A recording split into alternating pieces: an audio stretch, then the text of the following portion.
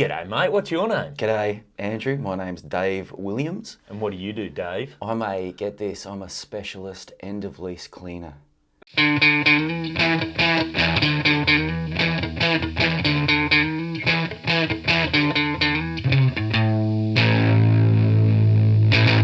Hello, welcome back to another episode of Crowdworkcast. My name's Andrew Barnett. Thank you very much for joining me. First off, Happy New Year. I hope the Christmas and New Year's periods treated you well, and 2024 is off to a good start for you. It's off to a good start for the podcast because this episode was an absolute joy to record. It's with Dave Williams. Now, apart from being a specialist end-of-lease cleaner, Dave is, well, I met him through comedy. He's a hilarious comedian who, in my opinion, doesn't do enough comedy anymore. Well, mostly because his passion is rock and roll now, and he is the lead singer of a brilliant Sydney rock band, Ace on Fire. Now, their debut album is out now. You can get it on all your streaming services, Spotify, Apple Music, Amazon Music, all of them. So just look up Ace on Fire and enjoy some proper, just good old Australian rock music. Well, good new Australian rock music, I should say. But yes, enjoy Ace on Fire. Give them a follow on social media so you can see what they're up to. Dave himself isn't on social media. He doesn't do any of that stuff, which is kind of admirable, I believe. And this was an absolutely wonderful chat. He's a very funny guy, really interesting guy. You're going to enjoy it. If you are enjoying the podcast, please do like, subscribe, all that good sort of stuff. Please give me a follow on Instagram. I'm at Andrew Barnett Comedy. Same on TikTok, and Andrew Barnett Comedian on Facebook. Find me, reach out, communicate, let me know that you're enjoying the podcast. Let me know if there's anyone you'd like to get on and what you'd like me to ask them, all that good stuff. Other than that, Happy New Year. Let's kick it off with an absolute cracking episode. Please enjoy this. This is my episode with Dave Williams. Yeah, man. Yeah. Specialist. Welcome to the wonderful world, the colourful world of cleaning. Like, because I know it's probably paramount for a lot of your listeners. They're like, when are you going to get a cleaner on, man? That's what everyone says. Look, the comedy chat's good. Yeah, but yeah. I want something, like, just cleaning's so cathartic. When are you going to have like a cleaner on? They go, look, I just need someone who's going to tell me how to get my bond back. Yeah. So, is that you? Are you the end of lease cleaner? Is this when people don't get their bond back, or is this? It's a little bit of both, but yeah. So yeah, people moving out and they don't want to do it themselves, which is totally fair enough, and they just get some dickhead in to do it. Can I swear on this? I didn't even ask you. Yeah, cool. Of course you can. Mate, we keep it real here on Crowdworkcast. Don't you worry about that, mate. Yeah, cool. I mean, that's weird that your first question was that, because usually the first question is when I tell people that I'm a specialist end of lease cleaner, they're like, "Oh, which prestigious school did you train at?" You know what I mean? Like which. So you are like classically trained end of lease cleaner? Yeah. New wave. The Florentine vibe is where I really got my skills from. Yeah, I learned from the best. No, it was just one of those things that I felt like I didn't have any other skills, so I was just like, I can clean, so do it, Mate, that's that's not how we met, though. True. We met through comedy. We met through stand-up comedy. You've done stand-up, acting, radio, all sorts of different things. You're also now in a band. Yes, man. I'm in a couple of bands at the moment, and but I mean, when you ask me the question, who are you and what do you do? Like, I have to say for a living. Do you know what I mean? Like, and it's the age-old adage is so true. There's just no money in rock and roll, man. And any money that there is, it's going to somebody else. Yeah. It's funny that because you sort of pull back on the comedy, and because obviously, that it's a pretty insecure industry.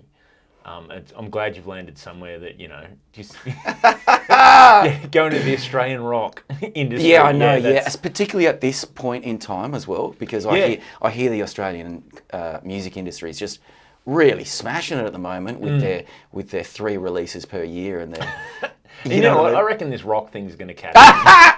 It's coming back. I swear to God, man, it's coming back. I really mean that, though. I can feel it. Because, that sort of, that 80s hard rock vibe. Sorry, I'm sweating my ass off. Excuse me. That 80s hard rock vibe. You know, it was like uncool for a decade, and you know, I think this whole woke movement needed to happen. I think that was really important, right? Yeah. But I can feel a little bit Of dirt and filth. of dirt and filth coming back. You Yeah. know, I can feel a little bit from guys and girls, and you know, from all kinds of backgrounds. I think there's such a you know, because there was the 80s hard rock, and then hair metal became a bit of a thing, Yeah. and that became Yeah. glamorized, and then that Yeah. gave way to grunge to Yeah. a degree, where it was cool not to try. Like Yeah, if you got for caught sure. trying Oh, in the man. 80s in the 90s, Oh man, it was the worst. If you were trying, yeah, well, how lame, man. get lost. Look at that Stop guy. it. He cares. That's embarrassing. Yeah. Yeah. And then now I think, you know, we're through the other side of that, and now I think it's probably due for a bit of a comeback. I also think live performance of all different kinds is coming back in a big bad way. I hope so, man. I hope so.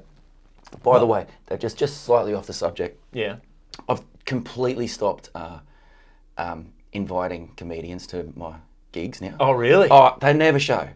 Maybe like 4 comics have ever Yeah. showed up to a gig. Do you know what I mean? But everyone's like, every time I see them, everyone's like, oh, definitely let me know next time you're playing. I'd love to come along and check out your music because I hear you're doing music now. That's great for you. Like, that's awesome. Definitely let me know. And like I tell them, that just never happens. Even when I know they live literally 100 meters away and it's a free gig, right? Just get out of your PJs, mate. Whack on a pair of jeans, come down, check us out. Comedians are pretty hopeless like that. But also, that's from comedians, that's really hypocritical in that every one of those people has had the people that go, hey man, you got to let me know when you're doing comedy. And then, because you get that all the time as a comedian. Man, we've got to come to one of your shows. When are you doing a show? Yeah. It's like, you have to post about it pretty regularly. I don't care though, really. Like, it's...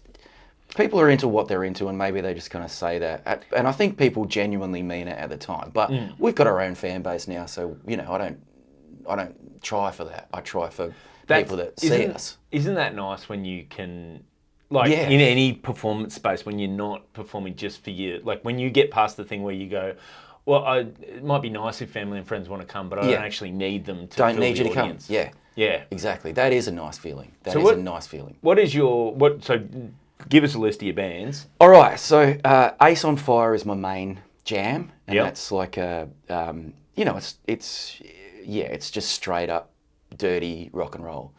A little bit like On Purpose, a little bit sort of 80s Oz rock. Yeah, you know what I mean? nice. Think sort of Icehouse and Noiseworks in a way. You know what I mean? We're not afraid to really embrace that because it's a great feeling. It's especially over summer, I think.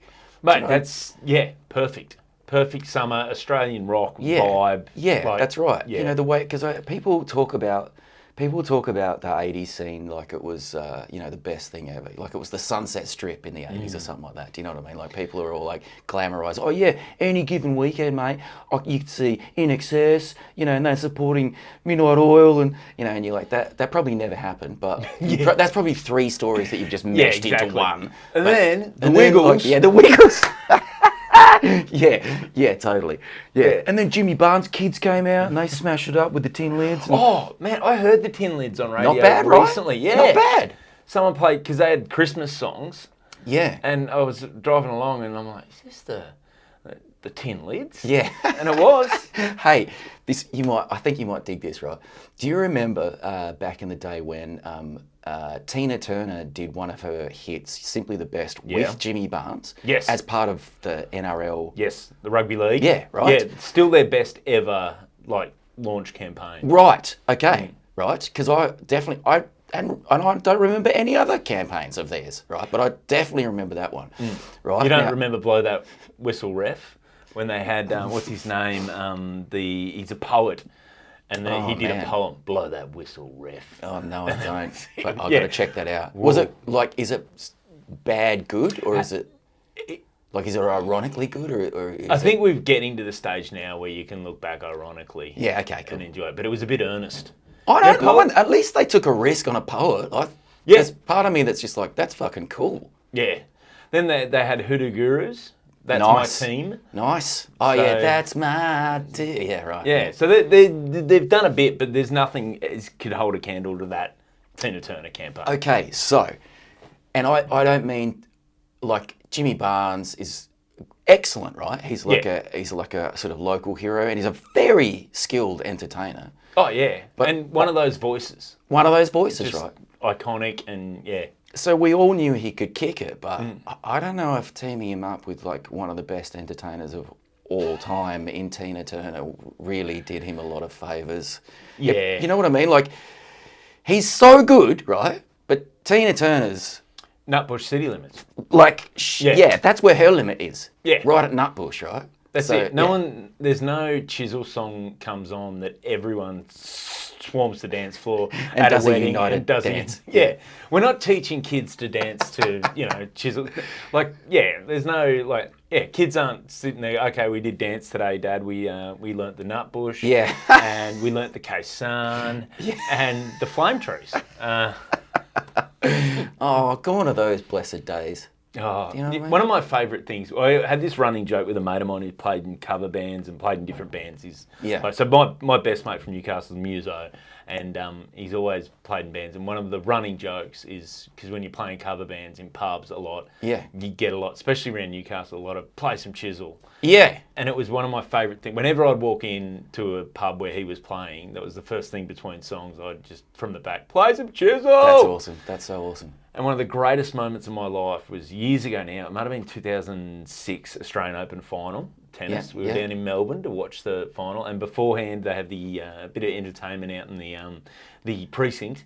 And Jimmy Barnes was playing with a band. And I got to shout, play some Chisel at Jimmy Barnes. At Jimmy Barnes. That's the sickest, It was beautiful. Yeah. It just felt like, you know what? He finally got what every pub rocker in Australia gets.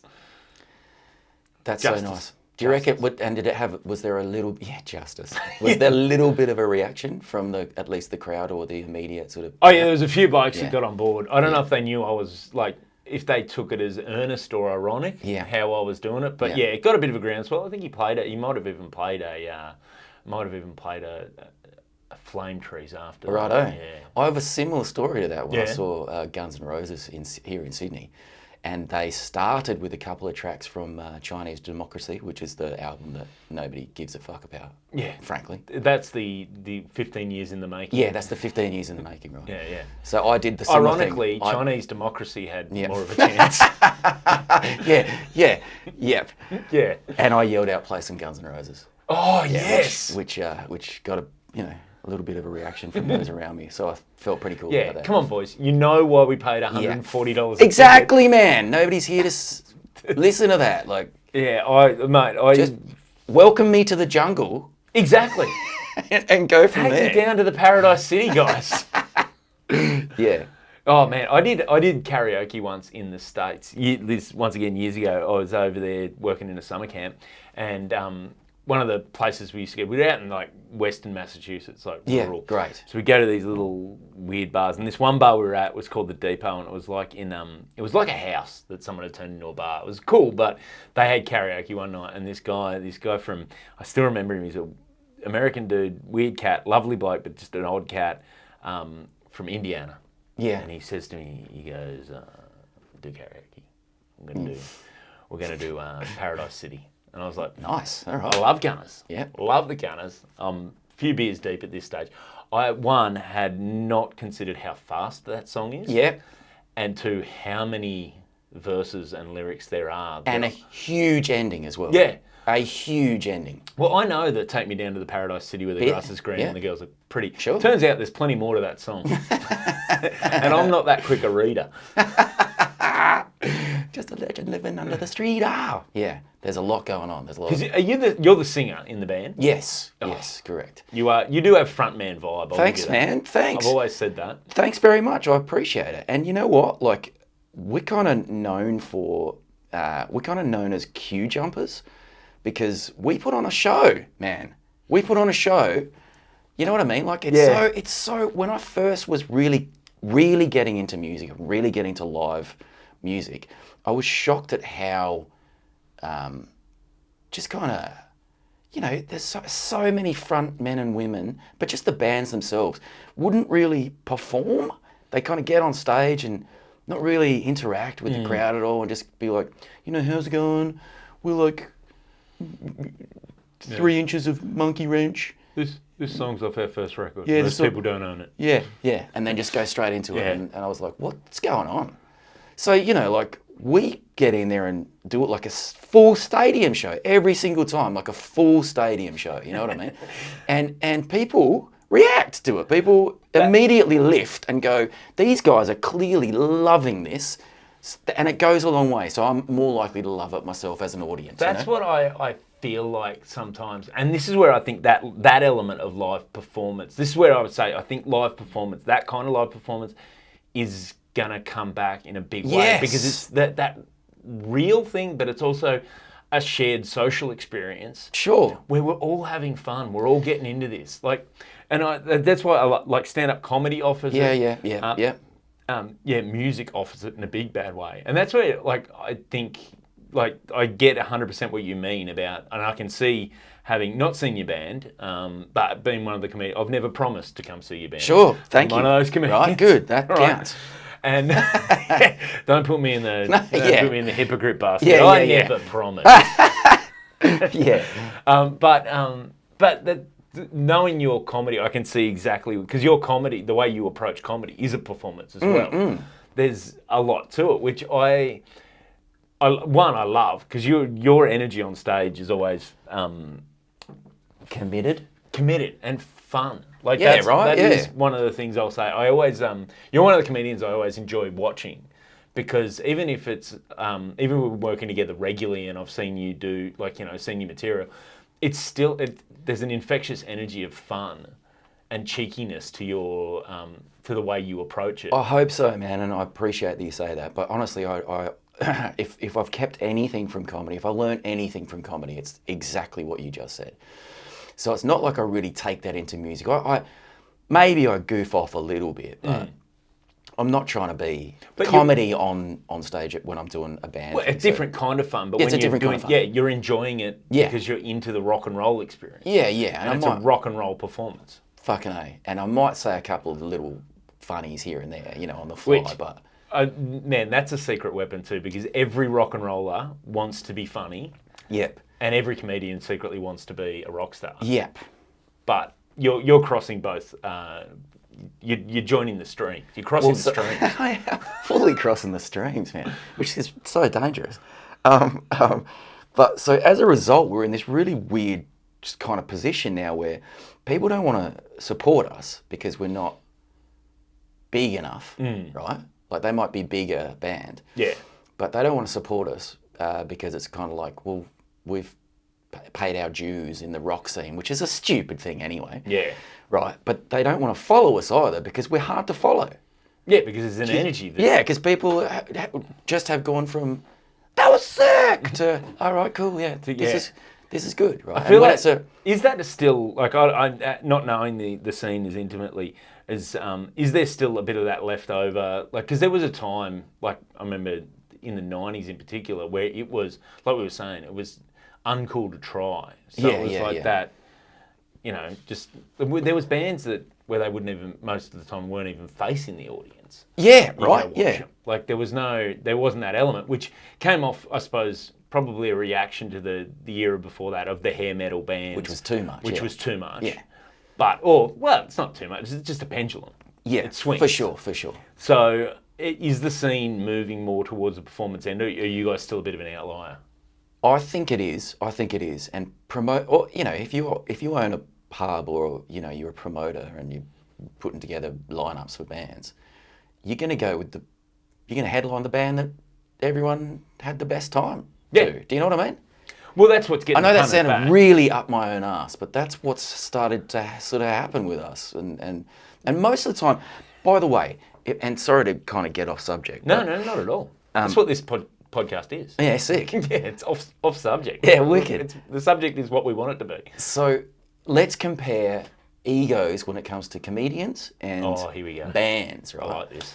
So I found the Sydney band scene, because it's so, and it's probably the same with comedy in the fact that, it's relatively tiny. Do you know what I mean? Like for a city as big as we are, Oh yeah. there should be so much more live entertainment. And so let's just start from that, right? So it's a small pool already, right? So it's not, if you just like have a little bit of a spark in either industry and you're sort of propelled a little bit further, then there might be a little bit of how did he or how did she, what's going on? Like, who books that? Yeah, who books that? Yeah. How'd they get that? So I find largely band scenes way less bitchy. Really? Way less behind your back bitchy.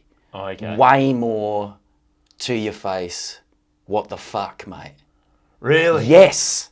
Wow. Yeah. Heaps less behind the, whisper, and way more just get it out there. That's interesting. Yeah, because comedians, I think, by and large, are mostly pretty non-confrontational. Oh, way non-confrontational. Yeah. So, which is, leads to the frustrations being vented. Yeah, elsewhere. Yeah, elsewhere. behind your back kind of thing. Yeah. Which is, it's not healthy, but yeah, so the to the face. It's to the face most of the time. Yeah. Right. Like I've never been like I've been on tour buses with bands before, right? And you and I have done a million of those travel to sort of Newcastle or Port Macquarie or those big long trips with a carload of comedians, right? Yeah. And one of you gets out of the car and everyone's like, oh, this, just like ragging on them, and you're just like, I've never really experienced that with bands. Really? Totally. Yeah, totally. It's never really been that way. I'm trying to think. Like, I've been pretty lucky with the crews I've been on those with. I haven't had too many, but there's been a few where there's just the one person who's not gelling with everyone else. Yeah. And it's pretty obvious, like, or just in a completely different mood and frame of mind about how everything's going. Yeah. And then you see people go. I actually did one. I won't name any names, but there was a guy who was back, and he'd been through some stuff, but he was quite domineering his mood in the. I know exactly who you're talking about. Yeah, and he but then there was a guy who was just with us for one leg.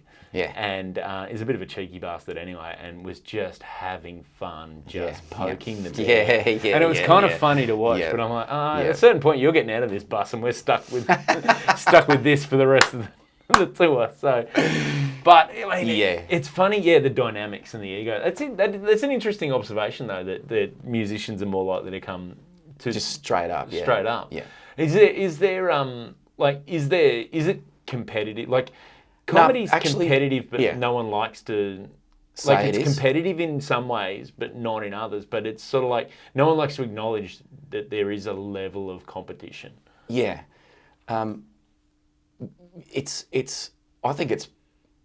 I've found music to be a bit more supportive, significantly more supportive from other bands. Like, there's always that kind of thing of.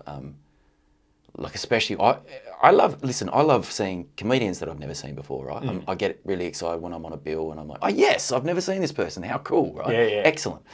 That's very much a thing with bands. Like, if you've never worked together, then everyone, across the board, 100% of the time, is real friendly and like, can't wait to see you. You know what I mean?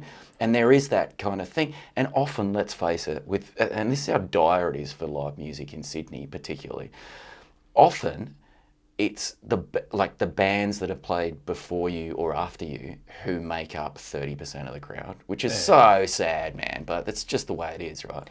So there is that kind of, you know how I've noticed as a huge thing, comedians nowadays never hang around for the headliner, even if they've never seen him before. This is something that I can't stand that. Changed in the time that I've been doing comedy, and you were doing comedy quite a while before. I don't know how long, but you were very established and good when I started. So nice, thanks. That was like, so I just assumed you'd been doing it a long time. Yeah. But the 90s were good for me. Yeah. But that's the thing. Like, is when I started, that was, and it put it a little down to it's a different model now. In terms of the open mic scene, and how it works. But when I started, it was there was no true open mics. You might be in an open spot that you still had to get booked for. You weren't getting paid, but you still had to get booked on a lineup, and there was a number of different acts. There was usually a paid MC and a paid headliner. Yeah. And there was no next gig to try and get to. Yeah, yeah. It was just you hung around. And I think, I know why a lot of the newer guys, because, they all hear the stories, but New York, these guys do 6 gigs a night. Yeah. But I think sometimes, it's almost more beneficial for you earlier to sit and watch how, and I still do. I still sit and watch, people, headliners. Peter Burner's the one who I get to work with pretty regularly. Yeah. I will watch it, Every show he does. every show. Yeah. Because it's fascinating to me now, even though even if we've been, like I said to you, even if we've been working together pretty regularly and I know the bulk of the material he's going to do, like I've seen it, it's always interesting to see how he structures and approaches it for the crowd. Yeah. How he sort of navigates the different dynamics in that room that I've just been navigating and trying to pick up. Okay, what he did totally. there, and I like how he approached that and got from there to there. There's always lessons to learn, but you also feel a little bit crap about your own abilities after you watch Peter Burner. I find as well. Yeah, there's a bit of that goes on. I remember. Tommy Dean's another one of those. Tommy Dean's another one of those things. I swear, I've got this theory, right, that at all times, at least 2 comics will be having a conversation about either Tommy Dean or Peter Burner. Yeah, do you know what I mean? Like with them, yeah. It's inevitable. It always comes up, man. Yeah. Like, how good are these guys? Yes, they're wonderfully. They're so good that they should be.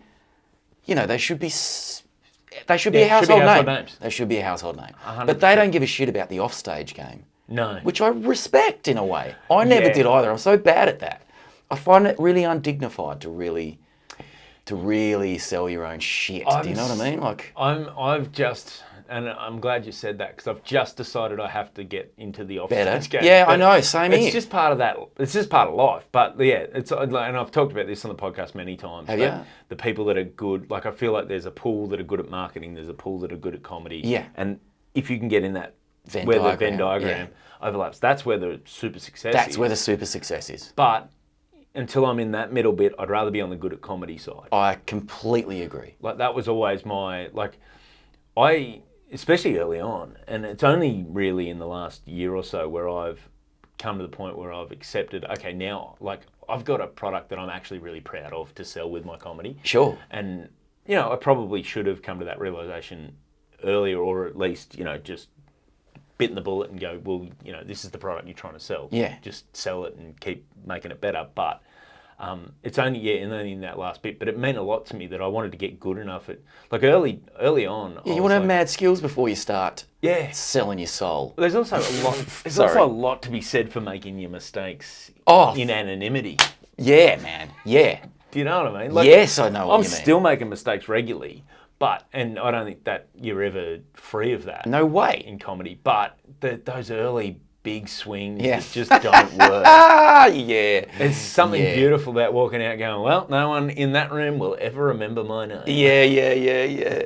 That's so funny, man. That's so funny. But it's also one of those things that, when I look back at what I did in comedy, my actual favourite times are those huge swing and misses that I had. Do you know what I mean? They've stopped hurting. And now they're like, that was hilarious, man. I can't believe I thought that was going to work. Will you almost look at yourself as a different person? Yeah. It's like you look at you as this idiot character from the past. And you're like, can you believe that guy thought that would go there? Man, I've said this so many times. My favourite comedy, I used to be one of those guys for years and years and years, that if I saw, particularly a friend who I know is a great comic, right? For years and years, I would, if they were struggling up on stage, I'd be struggling with them. I'd be getting real tense with them, just be like, oh fuck, oh my God, I love you, man, or lady, I really want you to work. Yeah, I want this to go well for you. Yeah. And then something changed, and I just dropped all of that, and now my favourite comedy is seeing very talented stand-up comics just suck it on stage.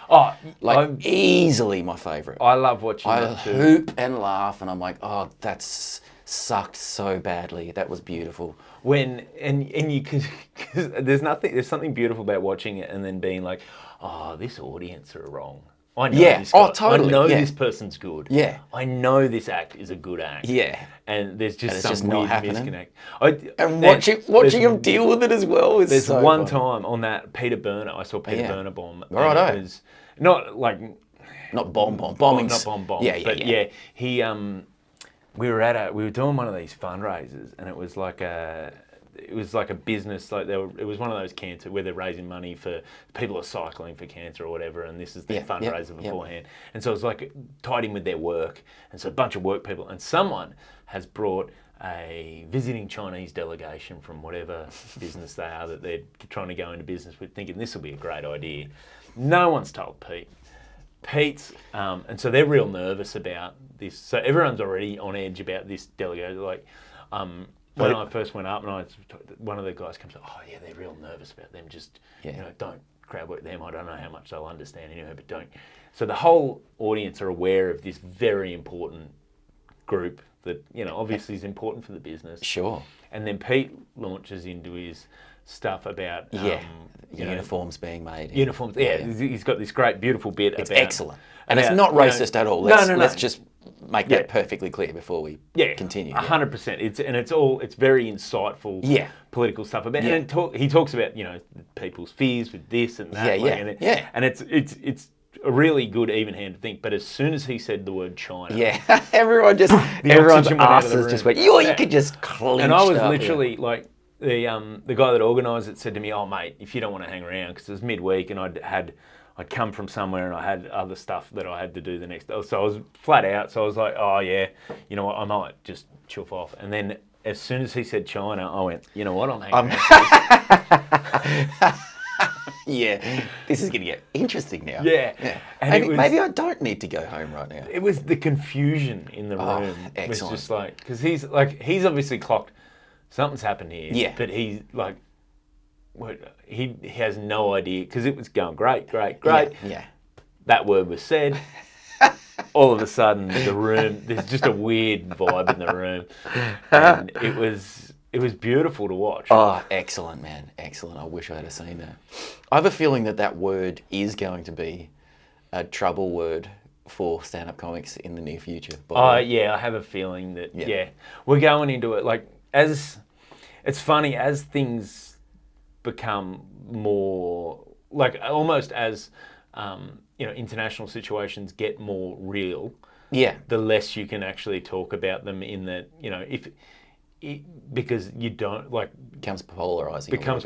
Or it becomes people like, hey, dude, we don't want to think about that. That's so true. That's quite serious. And that's why I fucking love rock and roll. Yeah. You know what I mean? That's why I love this shit. That's why I love it, man.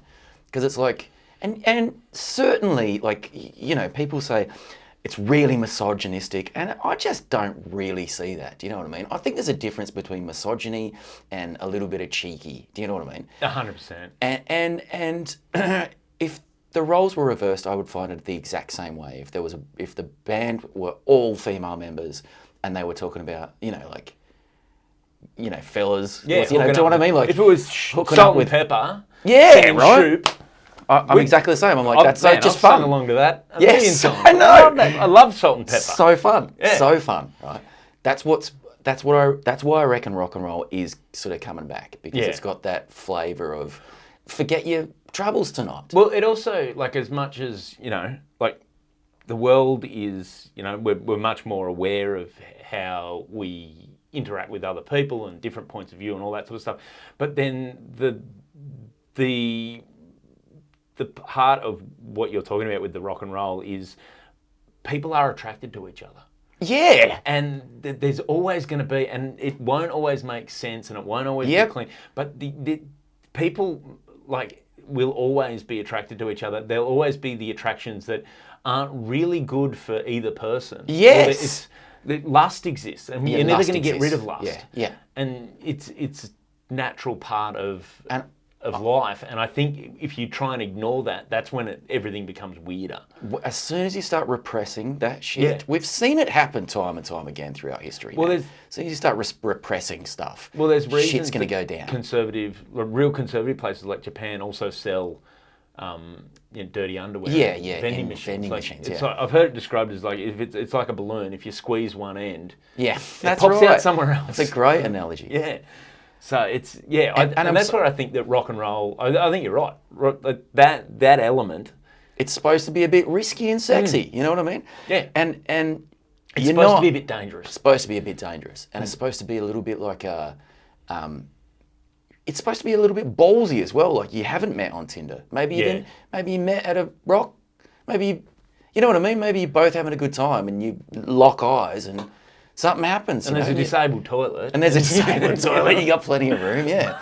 One of my favourite rugby league stories of the last few years is there was a rugby league NRL player and an NRLW player who were Yep. when they were all up in during the COVID times when they were all up in Brisbane, got kicked out of a venue because they were hooking up in the toilets. Excellent, man. And now Excellent.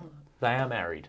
Really. Yeah. Amazing. Isn't that beautiful? That is really beautiful and also a little bit frightening to think of the sex that they may have had. Do you know what I mean? Yeah. Frightening is one word for it. Yeah, sure. Just two very fit people. Just I often think though, if you were someone who could only use a disabled toilet, would that I think I've just haunt you? I think I've just corrected myself. I didn't quite understand exactly what you were talking about. But yes, I think I've got you now. Yeah. Now ask that question again. If you were someone who could only use a disabled toilet, Yeah. because they are the Excellent. of all the toilets, that's generally the hookup Yeah. preference. Yeah. It is the primo. Yeah. Because I mean, imagine you're. It's the honeymoon suite of toilets. It is. When you're fucking in a toilet, let's face it. But if you're, say, in a club and you need that's your only option. Imagine just being like, come on, get out. There's a line of people behind. There's one person in a wheelchair and just a line of couples behind them. You know, like, can we hurry this along, please? That's pretty funny, mate. Yeah. Nice. I So, needed that line. like with the rock shows, like, are you? Yeah. What's your like audience-wise? So, are you writing the songs? There's me and the bass player whose name's Lou Rocco, who I should give a shout out to. So you're the Lennon and McCartney of the essentially, band. yeah. Who do you identify more with, Lennon or McCartney, in the band? Only because I think Lennon might have been a little bit of a prick. I think I might like McCartney a little bit better. I think Lennon's quoted as saying McCartney can't write a song to save himself or something like that, which is just bonkers. That's just bonkers. And So I'd he like wanted to to give peace a chance. What a loser. Yeah. Yeah. So Yeah, I have a feeling there was a bit, and I don't know because I haven't heard. Paul McCartney seems to be much more, and part of it is he lived to an age where you get to be dignified. Yeah. Like, you know what I mean? The egos sort of drops off after 60. But he seems to have, there seems to have been more a bit of envy going Lennon to McCartney than the other way. I agree. Which, Going back to your story about yelling out, play some chisel. yeah. My partner's got a great story about going to see McCartney, and she was telling me that he would sort of tell anecdotes between his songs, and then had this one guy just going out, just yelling out, play some fucking music. And if you're screaming that out to one of the most legendary performers of all time, you're the biggest wanker in the whole world, I reckon. The guy's earned his right, I reckon, 100%. to have a little bit of a story between Guess songs. what? He's not, like, he's had some experiences. I'd be met like some people. I'd be listening, just with bated breath, going, "Tell me Get more." the phone out. This could be a podcast, mate. Tell me more, Paul McCartney. Yeah. Because you think about, he lives in a stratosphere too where everyone he meets Idolises him essentially. knows. Like, he has been like superstar famous, and it's been a thing for there's no one that meets Paul McCartney and doesn't remember meeting Paul McCartney. Yeah. Do you know what I mean? Like, we talk about bombing in anonymity, making it I to the stage. reckon, yeah. Imagine having, like, not being able to have a bad day, like, without, like, without people remembering exactly how they interacted with you. Yeah, that's too much, isn't it? Oh, it would be so much pressure. And considering that, how well has he kept some sanity? Yeah. Because Well, you don't ever hear anything about him losing his mind at people or being rude or because there are big A-listers who you do hear those things about, and often I think anything they do gets amplified, and you're like, yeah, well, I could be a bit of a prick like that in the wrong circumstances. Yeah. Oh, for You know sure, what I man. mean? For sure, everyone has bad days, but it's just like, it's just magnified when you're Paul McCartney, isn't it? Yeah. I was thinking how, just to change it a little bit up as well, I was at a party and somebody started playing a house party, right? House party, so everyone's getting along, right? Somebody plays having a good time. Michael Jackson comes on. All right. And there's a little bit of contention, like, oh, get this off, this guy's done that and done this. What did he do? Michael Jackson? Yeah. Well, there was, Just dance really well. he danced so well. He danced so well that it was a crime. Was it a racist? Didn't like her. Yeah.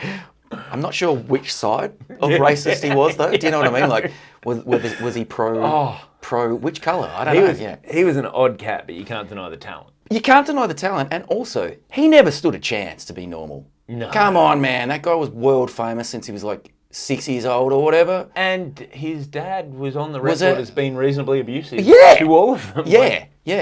He never had a chance, that dude. You can't... Well, that was... Of course you're going to grow up weird and have weird things happen to you. When he died, his dad... He's dead? He's Michael Jackson, not his Oh, dad. my God. Oh, good. Oh, thank God. Thank God. So when Michael Jackson died, Sorry, mate. I saw his dad do it like a press thing. He's like, oh, yeah, we're all very, sorry, we're grieving the loss, but... And then promoted one of his, like an album. Yeah, excellent. It's like... Dude, how crazy are you? And one, how much money do you need? I know. But then two, like, with the timing? Yeah. A little bit of dignity. Yeah. Yeah. Sorry, so house party, Michael Jackson comes on. Contention. That was really it. And then it got into the conversation. So what side of that do you fall on? Like, are you separate the person from their art, or No, I'm not. Are you, sorry, yes I am. I was very much I still read Arthur C. Clarke sometimes. You know what I mean? Yeah.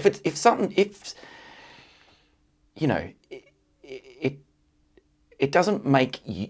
Okay, how do I say this? It doesn't make you support their life choices if you really enjoy their art, I don't reckon. Yeah. That's a huge difference. This whole, and I guess we're getting into the notion of cancel culture, which I don't really want to get into because I couldn't care less about it. Like, I'm just I also think it's one of those things that it's a term that gets used sort of overused and just as a generalization for a bunch of things that some are minor things that it's a few people reacting to. Some are, actual atrocities that need to be dealt with. Yeah. Like, you know what I mean? It's just one of those umbrella terms that people throw around when they're not happy with something. Yeah. A lot of the time. For sure, man. So yeah, I'll listen to Michael Jackson. I've got no problem with that. But I've also got no problem calling him a piece of shit. Yeah. Do you know what I mean? Yeah. Great music, piece of shit. Yeah, exactly. I can blame it on the boogie and also blame him. No, honestly, I was trying so hard to listen to you, but all I could hear in my head was I mean, they're just there. How much? Everyone's got Michael Jackson. You've got a whole album of Michael Jackson in your head that you could just kind of... Oh, more than one. Yeah, exactly. That you could just press play if you're on a desert island, right? Yeah. Oh, what's your desert... Let's ask this. Desert island. What's your desert island album, man? I know this is so tough for me, and I'll hate myself, and it'll be... This is really hard. I know. What is it though? What do you reckon? I don't know. You can go classic, or you can go a bit new. It doesn't matter. Like, you've got to listen to it for the rest of your life, though. That's the hard bit for me. The rest of your life. Yeah. So I'd have to go. You know what? I'm going to cheat. Okay. I'm going to go like a double album. Excellent. Double album. Yeah, great. I'm going to go. Like, I don't want to go best, but I think it's fine. The person I go back to at the moment, I'll go back to both Tom Petty and great. Billy Joel, and both of those are like. But I think if I'm stuck on a desert island, I'm I want to hear scenes from an Italian restaurant pretty regularly. Because I just... Sick. the amount of ways that goes really- in and out, Yeah, that song. yeah, And yeah. you get to, like, Yeah. you get to really... Like, if I'm in the car... Yeah. Excellent. And I've got This is 9 awesome minutes. already. Yeah. Yes, man. That's going on, because Yes, I'm going man. through the full range of, Yep. like... Yeah. you know, You go on a journey. yeah. There's a beginning, middle, and an end, and you want to experience all of it. Oh, and That's it's so funny, man. and you get to your vocal range. Yeah. You get to go. You get to croon for a bit. Then Yeah. you get to go Smash fast. it out. Then you Yeah, get to, yeah. You get to rock and roll. Mate, I love it. What about you? What are you going with? Really good answer, mate. I think I'd have to, if I had to, which I do in this conversation, it'd be, and because it'll change tomorrow. Yeah. Do you know what I mean? That's my problem too. So I try to go, if I'm asked in this kind of thing where it's recorded, I'll have to go real classic and say something like Highway to Hell, AC/DC. Oh yeah, nice. And it might even be Appetite for Destruction, Ooh. Guns N' Roses. Yeah. You know what I mean? Like you. Good. And you know what? The good news with that is the volume of both of them. If there is a plane or a boat in the vicinity, Yeah. Great they're call. going to be like, is it? Great call. Is that AC/DC? Yeah. Is that The Girls Got Rhythm? I love that song. I'm just going to turn in that Yeah, general oh my direction God. and just, yeah. The cruise captain, ladies and gentlemen. We have heard AC/DC and we are going to... Explore short tours to hear AC/DC. You will. Yeah, that's... Why are those captains? Because you've done cruise ships. Why are they always Italian? I don't know, but they're great. They are so great, aren't Oh, they? And often they're so revered. Yes. They're so like, everyone's like, the captain is here, you know what I mean? Like, I did one with one of those like, you know, the where they get you to do like a panel show type thing. Yeah, where, yeah, you know, yeah. like Yeah. lies and truths and to answer questions. And stuff. kill And me. I did one, and with me and the captain, and I was yeah. fairly early into the process, and the captain answered, said something, made some joke about why people using the public toilets, like the public area toilets, sure, yeah, on the, yeah. using them instead of the why do they use them instead of the thing? It's always terrible. Why is it always the worst? And I just went, I hate to correct you, but like that, anyone using those toilets in the cubicle, that's not plan A, mate. That's, Yeah. that's someone Yeah. who's going, I That's can't an make it back to my emergency. cabin. Yeah. Or maybe I can't find my cabin. Yeah. And he was like, and it was like, got a massive laugh off the back of it. And then the cruise director goes, "Oh, correcting the captain." It's like Yeah, afterwards, come he's on. like, "You're Did he- correcting the captain." did And he he- took it in because, Good, and then he good, made it. He good. had a bit of a crack at me. "Oh, Andrew, maybe I leave you in a boat off the back, like a life." I was like. Because I laid it on a bit thicker. So, are you serious? You're the captain of this ship. You don't understand what goes on. Like, That's hilarious, man. And yeah, so he was good fun. But yeah, the cruise director goes, "No one ever does that." with the Yeah, captain." nobody disses the captain, man. I was like, "Oh, okay." I'm a bit, I'm a bit Casey Chambers. You be the captain, I'll be no one. Casey Chambers, she had a moment too. That album was good. It's a great album. What a corker album, and I wish her all the best, man. Whenever I hear that song, I'm taken back to it was at the time Max Liquor, it's now BWS. Max Liquor at Mount Hutton when I used to do my standard shift, the one most reliable every Sunday night, 6 to midnight. Yeah, right. Working behind the counter in the bottle shop. Righto. Because because it's basically just one of the ones attached to a Woolies. Yeah, And so you get the same, and that was on Woolworths radio, non-stop. And high repeat. Every time I hear it, I'm back to just stacking boxes, putting bottles of sparkling wine on the shelf. I remember I worked with a girl there who was a shelf stacker, soul to the earth. Righto, good. Soul to the earth. Good on girl. you. I like her already. She's Mount Hutton in Newcastle is like, it's next to Windale. It's like a pretty, it's a let's call it a knockabout area. Yeah, gotcha. Like when I moved to Newcastle, the first local joke anyone told me it was about Windale, which is the suburb that it's attached to, was what kind of alien steals your car? Oh, yes. A wind alien. Oh, get out. It's that sort of joke. So this girl, grown up there, she's a lovely girl, but Sure. soul to the earth. Yeah. And then she, for her birthday, her friend had bought her a bottle of because she used to drink well, not Spumani. What's the other one that? You know, the one with the bridge on the. Had the bridge on it on the label. I can see it, and it had the plastic cork. Okay, excellent. And she said to me, she goes, "Oh yeah, a friend got me a bottle of that for my birthday." Yeah. I said, how was it? Yeah. She goes, "Oh, it was real good, but when she took the cork out, it swelled up like a med." Like a med. I was like, what? But she'd never seen a cork come out of one of those. So she's used to the plastic cork that the old, Spumani or whatever. Yeah, sure. Used to they don't warp when they come out. No, yeah. So you can put it back. It certainly doesn't swell up like a med. No. So she's used to having a few, and before they get prees, before they go out and putting the cork back in the bottle, so it's good. This one swelled up. We had to finish the whole bottle right there. I was like, oh, you are a champion. Yeah. She sounds really cool. She was. God bless her. She used to do the night stacking there because I'd worked in the supermarket as well, so I'd done a bunch of night fill with her, and she was always good for her. So you know those people that there's no pretense to them. They just do that. Always a story, and they have no idea. Cool. You know the people that tell you a story and they have no idea how hectic it sounds. It's just normal to them. It's like they don't quite. They haven't vetted it. They haven't thought it through themselves yet. Yeah. To find out how they look in the story. Yeah. I love that. It's just I love people like that. And she had a million of them. So you'd just be stacking shit. And I'd just be go between like just jaw on the ground. Because I'm just, suburban kid that's just wide-eyed, 17, 18, just going, what happened then? She's like, yeah, and then the cops came, and then this happened, and then that. And you're like, I know heaps of people like that, man. The best. I know heaps of people like that. I've got so much time for those people in terms of just sitting and listening to their story. Especially when they're a person like that, she was heart of gold, nicest person, do anything for anyone. Sure. And just grown up in and seen crazy stuff. Yeah, and doesn't censor themselves, which I think is a freedom that I've never really had, I reckon. Oh, 100%. You know, that even now when I'm talking to you, because I know we're being recorded.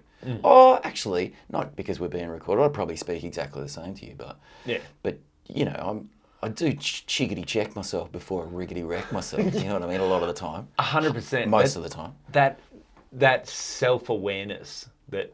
Yeah. It's you. I go back and forth on this. You want enough self-awareness because we know some people working in the arts that have no self-awareness. Excellent. Wow, that's how you view yourself, is it right? Yeah. And they're the people that when they get out of the van, the door closes, everyone goes, "Can you believe?" That's that person. Oh yeah, that is that person. Yeah. So I always want to be self-aware enough to know that, but then there's a point where self-awareness tips over into self-consciousness. Yeah. And I think that's where... Which can be quite crippling. Yes. Yeah. And that's the hardest thing I said. So my kid's getting older now. Yeah. One of the hardest things to see them in their teen years is the saddest thing, I think, is when they become self-conscious. And it's perfectly normal part of life. Everyone goes through it. But that's the hardest thing for me, to watch them go from being little kids who are just... free. Living life in the moment, enjoying everything, not worried about being out of the house in their pajamas or, dressed as a pirate or in Spider-Man suit or whatever. Yeah. And then going to now, being quite self-conscious, what's everyone else wearing? I don't like this about myself, I'll wear that. That to me, that breaks my heart more than anything, because that's where you're losing your little kids. Yeah. It's a normal part of life. It is. Hopefully they'll refine it and they'll get to a sort of, level where it's a balance, where they'll know what's right to be free and maybe when it's right to sort of inhibit themselves a little bit. Because that's important. Well, there's nothing worse than seeing the kid that hasn't learned to inhibit themselves. You know what I mean? But there's something... They're Fruit Loops, man. They don't realise, when they're little, they don't realise... And that starts to go away, you don't realise, you're so unaware of what you had. This freedom of being a little kid, of being able to just be in the moment and not worry too much. And but, normal part of life. But that I find really, at the moment, quite I miss that. Yeah. But would you be, okay, let's say you... Is it your son that you're talking about? Yeah, I've got two sons. Okay, so... And they're both hitting that age. The youngest one's a bit, not quite fully tipped over. What I call it is, I described in one of my shows as they tip over to, like, it's how they see you two, your relation. Like, Yeah, cool. They Yeah, tip over yeah. what I call the dickhead horizon. All right, excellent. Like, where they go from dad's the best. Yeah, To, to, yeah. they realise you're a dickhead. Yeah. Like, oh no, he's just a dickhead. He doesn't actually know what's going on. Yeah. He's not the coolest ever. Yeah. Yeah, that's a shame. I reckon.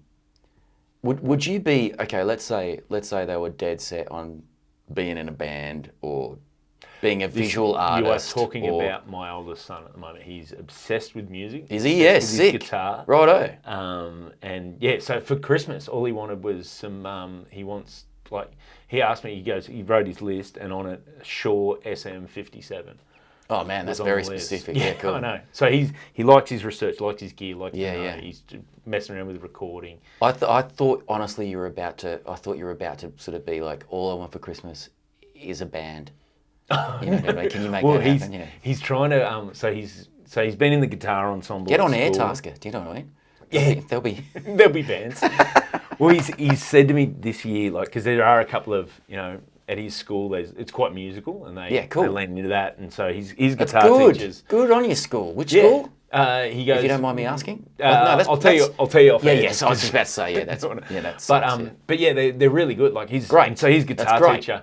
I remember after their first performance night with the guitar ensemble and everything was there, and I met his guitar teacher, who's a doctor of guitars, by the way. Okay. Guitar doctor. But he goes to me. He goes, oh, there's not many kids that his age that come to me and they want to talk about Green Day or Nirvana or, like, so because he's always been the card. He's got really eclectic music tastes. Yeah.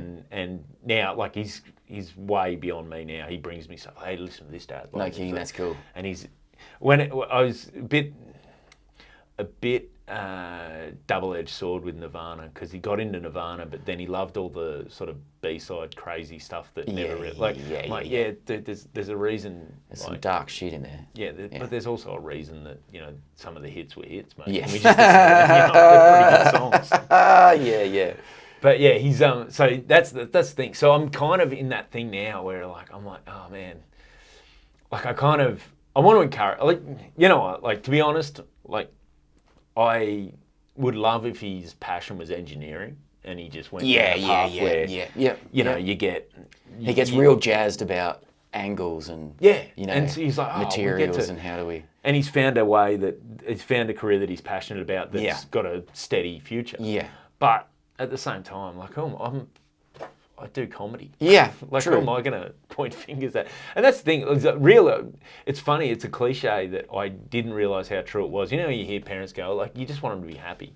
Yeah, totally. In the end, that was like, you know what? I'm sure, like, he's smart enough. He'll find a way to make a living, whether it's through music or through other things that support his music or whatever. But if that's where he's happiest, then that's where he's happiest. That's so cool, man. That's so cool. I really love that. Yeah, which is good because it's theoretical now because he's 15. When he's 32 and still living at my place, I might have changed my mind. But you know what I mean? I like to think that, you know, as long as I just want him to be interested in stuff. Yeah, man. You want him to be passionate.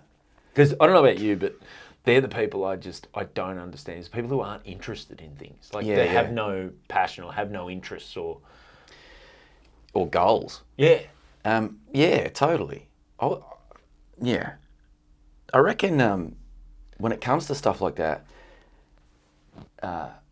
there's a way you can sort of drag money from anything. Yeah. Right? But the arts, I reckon, is where you're least likely to be able to do that. And now, I want to talk to you about something that maybe you don't want to talk about on. Oh, here we go. So you were talking about passion and you know, maintaining that fire kind of thing.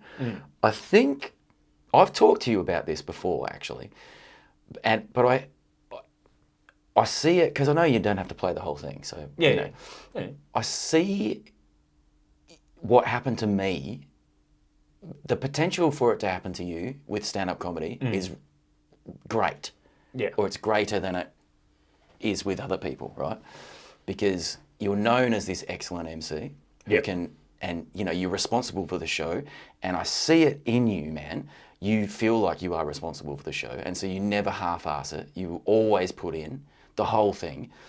right? And promoters go, that's the guy that we want to do that, right? So if you're just an MC, and I'm not saying this is happening to you, but I'm saying it potentially could happen, where you're only an MC, and you're like, you've been working for this promoter for years and years, right? They know you, you're friends, and you're like, well, I need a feature, man. Give me a feature. And they're like, yeah, next time. But then next time, it's like, we just really need you to MC this time. And maybe you're that. And so that's what happened to me. And so I started to lose interest. I stopped writing. It became work. Yeah. It became work. The whole passion side of it was gone. And it became work. And I was like, I was not like I was phoning it in. I still cared while I was on stage, but I wouldn't think about it for a fucking second before I walked on stage. Well, it's not that looking forward to it the way Yeah, totally. it could have been. Yeah. And the way it was when you started. Yeah. Yeah, no, I'm really conscious at the moment. I'm doing less MCing, and I'm very conscious of where I will and won't MC, where I'm, because I am headlining more. And Great. when I'm headlining, like I've headlined a couple of times this year at the store, and each time I walked away over the weekend going, okay, there wasn't that thing where your biggest fear if you're closing the show is that people in the audience are going to feel like, well, that wasn't the crescendo of the show. That wasn't the person who was supposed to close the show. Yeah. And I felt like when I did it, I felt like, okay, that made sense. It didn't feel, and that's where I'm saying now I'm getting the confidence to, I feel like in the last 12 months my stand-up has improved. Great. This is it may sound a bit wanky, but I feel like it's progressed, and I'm starting to, and I'm wanting to challenge myself more with my writing and doing different stuff. And so I feel like even just doing a little bit of a tour, and doing a solo show at the store, doing a solo show at Newcastle, doing a solo show at Brisbane. Yeah. And at the end of each of them, I was like, those people got a show, they got their money's worth, and feeling like and then starting to believe in myself a little bit more. Excellent. That I can do that. You didn't feel like a chump? No. Great. That's the point now where I've got over that. I've realised that, okay, it's all right to buy into that self-promotion. If you're promoting something you believe in. Yeah. And probably when I was early on, the level of self-promotion that I probably could, that you'd see, I didn't believe in my product enough to do that. But now I can... Same here. But I hate talking myself up. But that's the thing, is it's getting to that, and it was a real mental switch of going, you know what, if I don't tell these people, come in here, you'll have a good night. Yeah. Because I know I can, if you get them in the room, I know I can give them a good night. Give me a crowd. Yeah. Give me any crowd. And I got this. That's the thing. And point me to the fucking stage, be it music or comedy. I swear to God, even now, I know that sounds up my ass, but I'm you're one of my, I've got a classify, and I talk about Mickey D's one of my ultimates for this. Of those people, where if I said there's a room of people in there. I need you to do stand up for my life. Yes. Yeah. There's without knowing anything about the people in there. Yeah. There's only certain comics that you go, okay, you're on that list. You're like, okay, Sick. Dave will work it out. Sick. Dave can go in there. He can, and it's because there's guys that can do it, and you're like, oh, it's not hacky or whatever, but it's gimmicky. People who've written stuff that's designed to go everywhere. Yeah.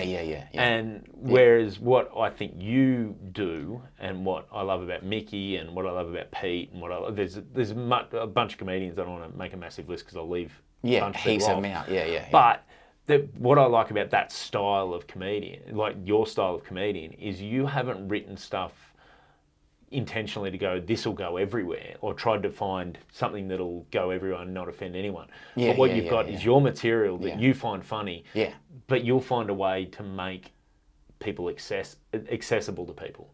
Yeah. Which is, I think the difference between, hack's a weird term, but that's to me the difference between being writing in a hack way where you're trying to be as broad as you can to please everyone. Painting by numbers. Yeah, as opposed to writing what you find funny and get your perspective, but then finding a way to get people to buy in. Oh, that's cool, man. And that's I think that's where I think I'm starting to get to now, where I'm like, okay, I'm starting to learn how to do that much more than I ever had, and have confidence in the fact that I can, even if it's a bit like I've done that by challenging myself this year to do. There's some bits that I know when I first started doing them, I knew they could divide some rooms. Yeah, yeah. And it's just having the bit to go, you know what, this is actually what I want. This is the bit I want to do. Yeah, that's and if great. it divides the room, and if it's the people that aren't on board, well, they were never going to come see me anyway. They're not my people. They're not necessarily my people. And learning to be all right with that. But then also learning That's very interesting. To do it in, like, to find a way to go, okay, if I frame this slightly different, it's the same joke, but if I frame it slightly different to get in, it's not as hard a gear change for them. Sure. So maybe I can get more of them on board with it. Ease them into it.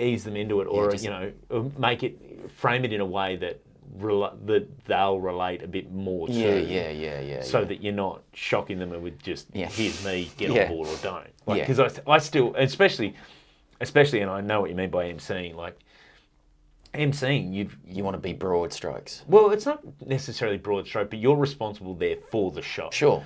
It's everyone's there to have a good time. Yeah, if a show sucks and you're the MC, you really feel it. Yeah. I feel it. I used to feel it. Yeah. Oh man, I feel, and I want the acts to have the best chance to get on board with that crowd. Like, you've got to stop talking about it, man, because people will hear this and they'll just be like, "That's why you're a fucking excellent MC, man." Yeah, but then because people don't give a fuck. And I've said that I'm never MCing again, essentially, right? But people, other MCs don't give a fuck about the individuals that they're bringing on and how their show goes. Which I could mention half a dozen just off the top of my head. Oh, we will once I turn that off. But that's what I like. Yeah, I know 100% what you mean. But like, yeah, I don't know. Like, I feel like there's a responsibility to do it. But I feel like also MCing was a good way to learn a lot of stuff. But now I'm getting to that point where what I learn from any given gig, like I'm very big on trying to be conscious about what I'm getting out of any given gig. So Great. It's not just, ideally, then none of them are just for money. You're trying so hard, mate. Yeah, I know. Mate, the 90s. The 90s would have hated you. Mate, the 90s me would be like, look at this lame-o. When did we turn 40 and get lame? He cares, man. Yeah. Whatever. Dude. We're all dying. Yeah, I'm going to listen to something for Kate. Yeah. Write poetry. Yeah. The world's shit, but I'm shit as well. So it doesn't matter, man. Dad doesn't understand me. Build an aeroplane. Like, man. That's the thing too. Like all that stuff, I loved all that music, but I didn't relate at all. My parents were I had such a good childhood. Yeah, same here. But I was all about grunge, man. Soundgarden to this. Listen, okay, we're talking about Desert Island songs. Yeah. Even though I think that Super Unknown is a superior album, my favourite is Bad Motorfinger. So I'd go Bad Motorfinger. Probably that could actually be my Desert Island song. That's good. An album, I reckon. And you know what I like about that is you were willing to acknowledge that yes, probably that's a better album as a piece of art. But if I'm going to enjoy something, I need to if it's me. You need the thing that you enjoy. Yeah, man. And I think too, that's the thing that left over. Like, I don't know, it might just be a teenage thing, and I was just a teenager in the 90s. Yeah. But that idea that you had to like the thing that was better quality. There was better quality art. You didn't want to be seen. Like, if you asked me that in 98, there was no way I would admit that scenes from an Italian restaurant. But it genuinely makes me happy in my car. Excellent, man. And it's a corker, let's face it. Yeah. You can a accept fucking that I'm a bit banger, of a dag. Yeah. Cool. Whatever. Whatever.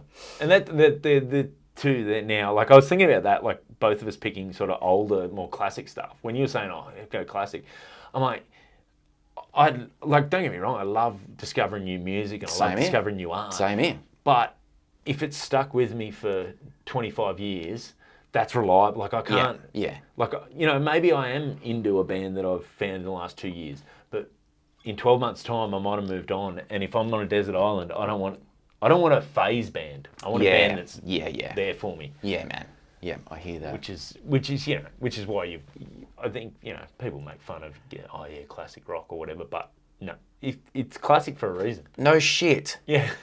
No shit, man. That's like, yeah. And people dig it, and they're still in their DNA. You know, they still can remember it, and it still accesses something within them.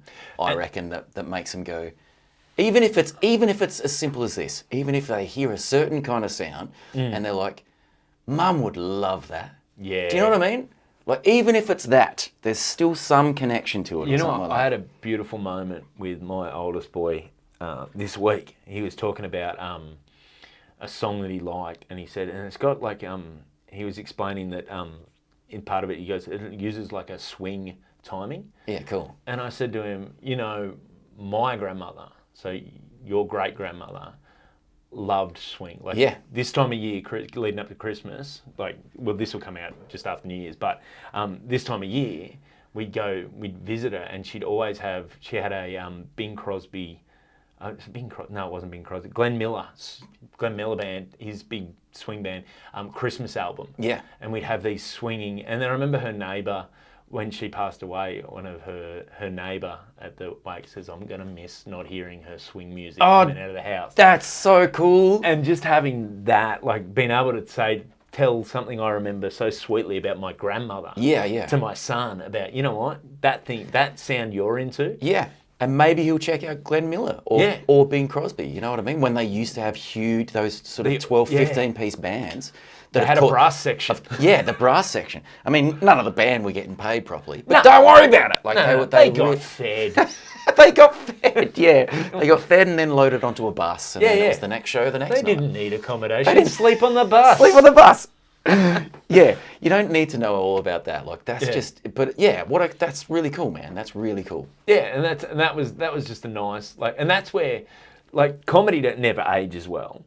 Like not never ages well, but comedy's very much of its time. Yeah. But one of the things I love, and if you said like, you know, and I'm interested to hear your goal for like songwriting, but one of my things I'd love to think that one day someone who's seen my comedy at some stage. When we were doing, and I think the best chances when we were doing the stuff at Fox, with the rugby league show and the cricket show, there were teenage boys at that time, and I had a couple of these guys come to my show in Brisbane earlier in the year, and they said, "Oh, we knew you from Fox. We used to watch your show all the time," and they were 19 now. But when those shows hit, they were in that teenage boy section with that kind of humour. Hit you. Yeah. Like it did for me with Jim Owen when I was a kid watching his show. Yep. And just thinking, okay, if you can get that person who one day maybe, like years gone, thinks about, oh yeah, when I was a teenage boy, that like has that memory of something you did. You'll never know if it exists. You never know if it happened. Yeah. But if you can, in terms of if you want to say that, you know, there's art in comedy or art in whatever. Sure. That for me that's where the art is. That's where the art is. That's really cool, man. That's really cool. That's really cool. How's this? This might blow your mind, but it's an absolute true story. To this day, I still get people coming up. Well, not coming up. They don't just come up to me on the street or anything like that. But maybe after they've just seen me do stand-up comedy, they'll be like, "Oh, give us a bloody chip" at me. Yes. I did that on Hey Hey It's Saturday in 1996, I think it was. Oh, and man. people still, like, that show was weirdly... Mate, I would have probably seen that live. I reckon, right, because we just used to watch, like, it was just sort of, it was on. Yeah. On Saturday night. Like, but not too late Saturday night. So before you went out, you just kind of... I think it started at like 6:30 or just right after the news or some bullshit like that. Yeah. A certain brain loved when there was a comedian on. That was there was a section of the audience like me when I was a teenager. Like get extra engaged. Go, okay, there's the comedian on here. I'm going to watch that. It was the same when Rove was first on. It's like, okay, he's got a stand up tonight. Right, we'll watch that. Yeah. Like totally. You seek it out and you remember those things. That's a beautiful. Yeah. That is, but it's completely different now, but you know what I mean? Like there's so much content, I suppose, and it's not, you don't have to wait until Saturday night and to watch Hey Hey It's Saturday before you might see a stand-up but you've comedian always got that. I do. That's Nobody can take that away. Exactly. Nobody can take that away. Before we go, because we are getting the time, I've held you up a long time. Okay. Before we go, I do want to hear though, because this is the first person I've ever asked about this. That Hey Hey It's Saturday like performance? Talk me through it. One, how are you shitting yourself? How did it all come about, and how did you feel afterwards? I had done red faces, right? Oh yeah. And fucking how's this? It's so crazy when I talk about it now. People don't believe it. It's like when I say I supported Michael Bublé, and people are just like, no, you didn't. Shut up, you fucking wanker. Yeah, stop you trying know to what? talk yourself up. I've just realised you're coming back for another episode. We're just going to do stories. Sick. Yeah, let's do all those because they're great. Did red faces, right? Smashed it unbelievably, but wasn't nervous at all. So cocky. I'm 19. I think I'm like 19. Just so up myself, right? Just haven't couldn't realised- care less. I have not realised this could go wrong. Yeah. No consequences, Yeah. right? So just went out there, just all guns blazing, and it was great. And then I coincidentally won a competition. It was like the pre-runner to Raw. Yep. It wasn't called Raw, but it was essentially Raw, right? Yep. So I had won that, and I had gone to Edinburgh. And while I was in Edinburgh, I would only call back every week to my folks or whatever, and they were like, "Oh, Daryl Summers said that he's looking for you because," and I'm like, "What are you talking about?" And apparently there was this thing on air on Hey Hey It's Saturday while I was in Edinburgh that year, where Daryl Summers was like, and they played a clip and was like, "If anyone knows this guy, He stole one of my jumpers. and you know how to contact him." We've been trying to contact him, but obviously mobiles. I don't even know if I had a mobile back then. No, in 1996. Maybe I did. It was like a Philips Fizz or something like that. But I certainly wasn't doing international roaming on it. Do you know what I mean? So it was like, I'm fucking on a payphone just punching £2 coins into it every 30 seconds just while I'm talking. And so apparently, there's this whole thing of like, do you know this guy and do you know how to contact him? Because we've lost his contact, right? Oh, wow. So I'm like, this is crazy. And I'm about 20 at this stage, so I'm just like, oh, I'm gonna be huge. Yeah. Like I'm obviously gonna be exceptionally famous. Daryl Summers is the boss of show business. Yeah, he's the boss of show business. He wants me. He wants me, right? So then they got me back on to do a spot, and that's when I did the sort of pigeon thing, and everyone, that seemed to be very popular. That's Anyway, amazing. I feel like I know I have held you up as well. No. I feel like I owe you just a couple of real quick cleaning stories. Oh yes. I sort of Here we go. prepared That's them what for I got. you. That's what I got you on for. Yeah, all right. Firstly, very disappointed because 80s print media pornography led me to believe that I would be having a huge amounts of sexual experiences as a cleaner. Yeah. You'd rock up. It's either like that- Dear Penthouse, I can't believe this happened to me, but I'm a cleaner. I turned up and there was this. I'm guessing you had a choice between, okay, do I become a cleaner or do I become a pool boy? Yeah, exactly. Like, what? Outside, you don't want to get too much sun. So true, so true. I'm sun sensitive. But that's never happened, which I'm so spewing about, by the way. Like, I don't think I'm all that, but I don't think I'm chopped liver. Oh, Do you know what I mean? And I think... mate. And in the, like, if we put a lineup of end of lease cleaners, Right? mate, you know what I mean? Like, Right? I think I'm in the upper echelon, thank you. You're a cleaning 10. I'm a cleaning 10! Anyhow, but there was this... One time I'm doing this end of lease clean, I'm running late, I've been doing another job before, and I turn up and this woman's so stressed out. Moving's stressful, right? Yeah. Moving's real stressful. She's full stressed out, and she's like, she's going off at me, which rarely happens, but like she's clearly, anyway, she's like, you came with such high reviews, and I really needed you to be here today, and today's so important for me, and I can't believe you've let me down. And I was like, while she's going off at me, I'm standing I've just walked in, I've got all my stuff, right? And while she's spewing at me, I'm thinking to myself, I'm just going to wait until she pauses, and then I'm just going to be like, really sorry about that, but I'm just going to go home now and just never think about this job again or you. So good luck with everything. Catch you later. Do you know what I mean? Because I don't owe you anything, right? Mate, it's not the end of my lease. Yeah, exactly. Yeah, I'm not. And what? I got the cleaning stuff out. I can use this at home. So she's got through to me somehow. Got through to me emotionally, and so I just did this the weirdest impulsive things. It's a trait about myself that I am afraid of. I do stupid, impulsive things, right? So I just put down all my gear and just fully embraced her. She's so angry, right? And then I fully embrace her, and then she just breaks down, starts crying.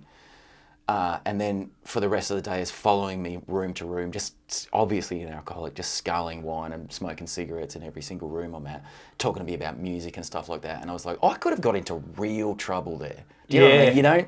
You don't reach out and embrace people anymore. You're pretty good at reading an audience. Like you like, do you know what I mean? I'm not surprised you got through to you because I think are a bit of an empath. Yeah. So probably you'd like don't underestimate, like, impulsive, yes, but don't underestimate that you read that situation reasonably well. Like, you know what I mean? The ball was there to be driven. Yes. She was telling me all about her life, and then she started inviting me to a new place. Just like, you got to come over. And no, it was like all kosher. I mean, of course, I never did that. Like, I just walked out and essentially forgot about her in case. But except that I might use it as an anecdote on a podcast one day. Do you know what I mean? It had no other consequences. Well, it's end of lease counselling, not end of lease cleaning, not end of lease counselling. Yeah, right. Just real quick, one other, just only because I thought of it and I thought I'd chuck it out now. Yeah. So I work through Airtasker a lot, and so I do a lot of different kind of things. And this guy saying, "Can I clean his place and put together a bird cage?" Nice. Right? So I'm like, yeah, sweet. So I clean his place, and by cleaning his place, it was one of those weird places that were so clean that you're like, is this a joke? Like, he set me up for something? I can't get this any cleaner. You're a clean freak, and it doesn't matter what I do. But you go through the motions anyway. You like, look down, there's plastic. There's plastic already on the floor. I'm like, maybe Yeah. you're going to be doing some cleaning. There's been other stuff like that as well, by the way. Oh. Anyway, this bird cage, like, it had 3 screws, and he's like, yeah, I don't know what to do with this, mate. It took, I tried. I was working on it for a couple of hours. I just couldn't put it together. So, listen, try your luck. I'll give you an extra $100. Like, see how you go with it. And I'm like thinking, all right, sweet. But it was so simple. It was so simple. It was like 3 screws that I'm kind of thinking, this is another joke. This is another setup. So I pretend like I'm in there working really hard for an extra like half an hour just so I earn the $100. Man, it was sweet. I don't know. So what I think is that guy, his ad said clean and put together a bird cage. What it meant was, I need company. I need someone to talk to. Look how clean my house is. Someone's got to see it. Yeah. Yep. That's amazing. Yep. And just a real scary one, real quick. Oh, yeah. And I've never believed in ghosts or anything like that. I couldn't care less about that. I've not. It's never bothered me, even as a kid. As a kid, the darkness and. Oh, really? Yeah. Man, as a grown man, I'm not super fond of the dark. Yeah. Nah. Didn't bother me. Never believed in. Never had any kind of supernatural experience. Couldn't Back care to less, your right? hey, it's Saturday, no fear thing. Nothing will go wrong. Yeah, nothing will go wrong. I do this lady's like, can you clean this? It's a studio, right? So I thought she meant studio apartment. Yeah. But it didn't even have a sink in it. It was literally just like this pretty big rectangular room with those only one sort of window up the top that was really thin. Yeah. Those attic, basement window kind of things. So, and the minute I walked in, I kind of joked. I was kind of like, no carpet, just like concrete everywhere, right? As soon as I walk in, I'm like, oh, what a perfect place to abduct someone and hold them hostage, right? And she's like, right. So I start cleaning. It's way easier than I think it is. But it's the first time I've ever done that classic horror movie freak out, stop what you're doing, look behind you because there's certainly a danger. Do you know that feeling? Yeah. You know that classic horror? I've never done that before in my life. It's never happened to me. But I had my headphones on. I always work with my headphones on, right? But I did that full like, something's not right here. And just throw off my headphones, look behind me, and there's nothing there. And I'm like, that's crazy. I know that there was a menacing something behind me, right? So the rest of the time, I'm doing these ones. And there was this one moment while it didn't take me long, it took me about half an hour, right? But there was this one moment where, I'm telling you, man, I smelled blood. Ooh. I smelled blood. And I was just like, get me the fuck out of here now, man. And it really would have been the perfect place to do some dodgy fucking shit. And then just hire a guy from Airtask then- to yeah, clean yeah. away. You can get rid of DNA, can't you? Yeah, exactly. Yeah, exactly. Oh. And I've never had that kind of freak out hairs standing up moment before. Yeah, Crazy. Yeah, man. Best case scenario, there was an underground fight club in that room. I hope so. That'd be wicked. Best case scenario. Best case scenario. Yeah, more than likely something much worse was going on. Mate, Yeah. we do have to I get it. end it up there. But one, you're coming back on because I need more of these stories. And two, you mentioned that this would be coming out after New Year's, which is Yes. such a coincidence because directly before that, Ace on Fire's entire debut album will be out before that. Ace on Fire, where can people find that album, mate? At Spotify, iTunes, and SoundCloud will be out on all three platforms. And if it's not the full album, it will certainly be 2 singles. And do you guys got to have a website where people can go for live dates, all that sort of stuff? That's a great question. I should know the answer to that. Yes, we do. We do. Excellent. So aceonfire.com? Aceonfire.com, let's call it. Mate, are you going to be on GoDaddy getting a domain name? Yeah, I know. After Yeah. this? Yeah. Mate, thanks so much for doing that. My pleasure. Looking forward to the album coming out. Thanks. And mate, I've definitely got to get back because there's heaps more stories to go through. I really appreciate it.